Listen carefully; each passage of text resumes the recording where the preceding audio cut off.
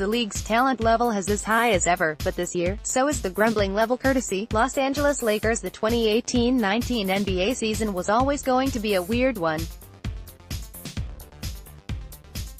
So many of the league's top players, Kevin Durant, Kyrie Irving, Klay Thompson, Kawhi Leonard and more, were in the final years of their contracts. LeBron James is on the Lakers and is not a title contender for the first time in more than a decade. And most sports pundits have the Warriors inked in as guaranteed NBA champs when June rolls around. All of that factors into why the season is more of a stopgap between years in which the championship is hotly contested, and until we have a newly constructed NBA, but the season is weirder than anyone imagined, due to a stat that you can't quantify with any measurable analytic. It doesn't show up in rebounds or assists. It's a factor that looms larger than any other storyline this season: misery. So many people in the NBA are miserable, from top players to elite teams to fans. This season has been defined by pure, unadulterated unhappiness. The good news is, it may all be over at the end of this season. This week was a particularly miserable one for the top players across the board. First, the Warriors and Celtics played one another in a game that pitted Kevin Durant against Kyrie Irving, two of the biggest malcontents of the season. Both players are in the final years of their contract. Both requested to be on the teams they're on, and both players have a chance to team up next season. Rumors have spread widely across the league that they'll both be New York Knicks next season. In the days leading up to the game, Irving spent every second he can complaining about media attention. "I didn't really come into this game for there to be cameras in my face, be famous, be a celebrity, so it's a little hard for me," he said on March 4th. But when his struggling Celtics went to Oracle Arena, they demolished the Golden State Warriors by 33 points, shifting the story to fellow grump Kevin Durant. The two-time Finals MVP has spent the better part of his time with Golden State raging against the critics of his own mind, infamously creating fake Twitter accounts to address haters to dozens of followers.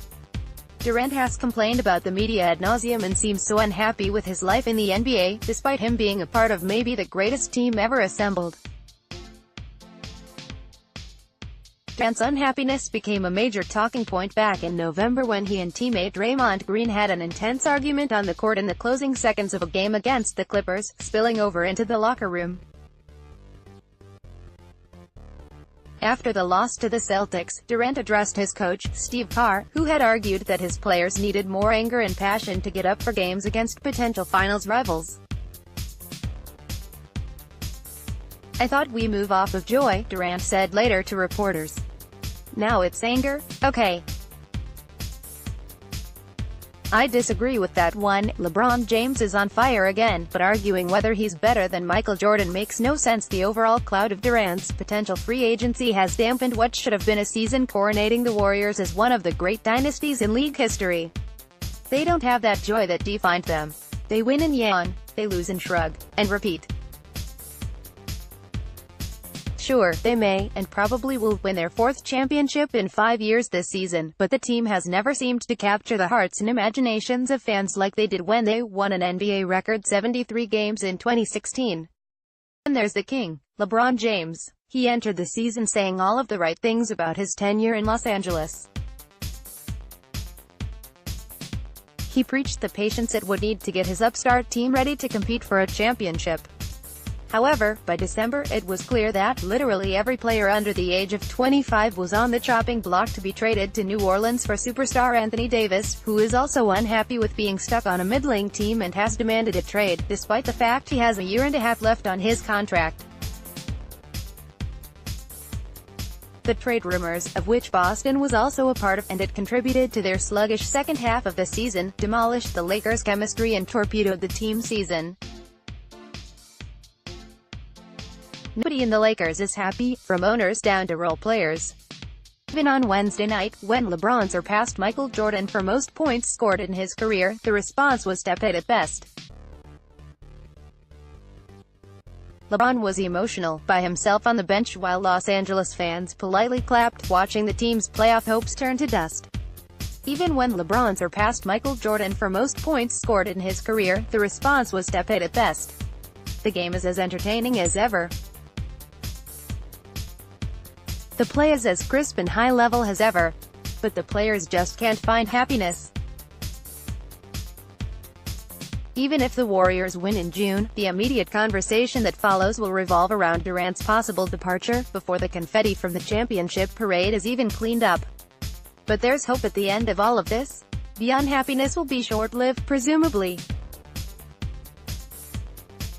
By July, Kevin Durant, Kyrie Irving and Kawhi Leonard will be able to go to the teams of their respective choices. They can find the places that make them happy. Anthony Davis can officially be traded, most likely to the team he wants.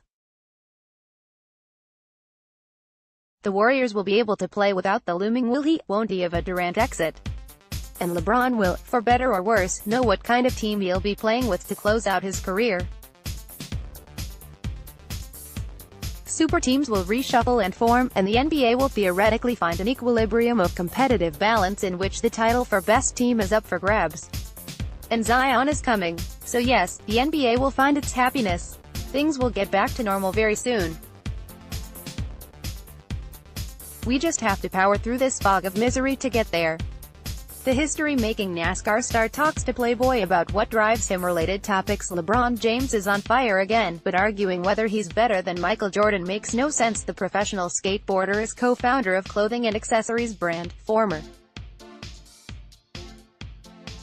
director Cory Barlog talks to Playboy about reinventing the God of War video game series. Outlaws couldn't smuggle moonshine on dangerous back roads without a fast bride.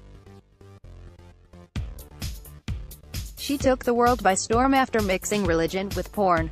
Now she's making her big play in sports just before Golovkin vs. Martirosyan. Playboy chats with Don King about Trump, guns and boxing.